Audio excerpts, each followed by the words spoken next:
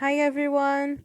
So today we'll talk about the concepts of English as an international language and English as a lingua franca and how those aspects interfere with the process of learning.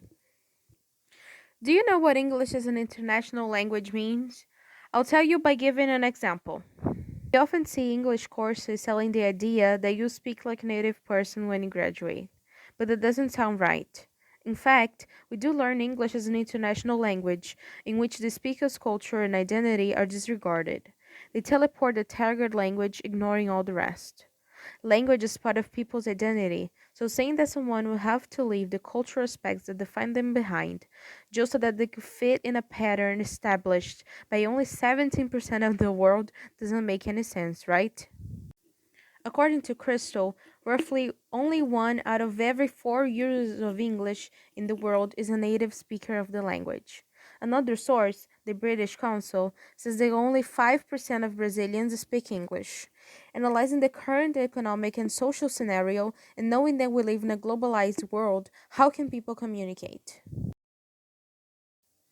That's why the concept of English as a lingua franca is established. Known as a contact language, this concept is about communication between two or more people who don't have English as their mother tongue.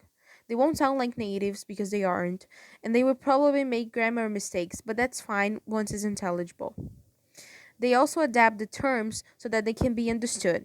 For example, some people may use gestures or adopt synonyms aiming at one target, communicating effectively with each other. So, the idea that you need to speak correctly 100% of the time is outdated.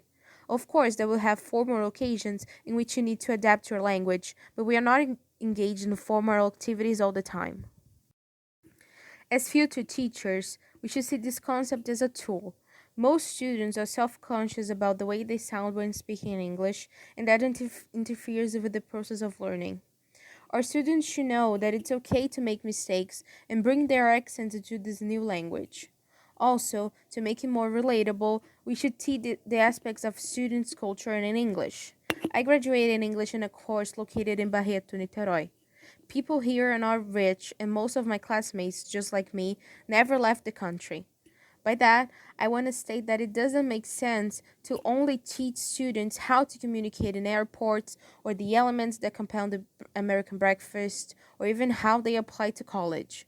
We teach every aspect of another culture like we are educating some kind of anthropologists.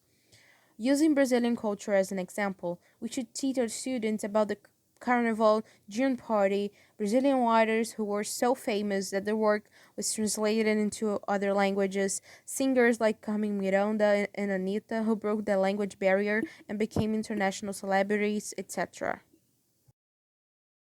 By saying that, I really hope that we can change the way English is taught and make it more democratic, equal, and a great experience for all future learners.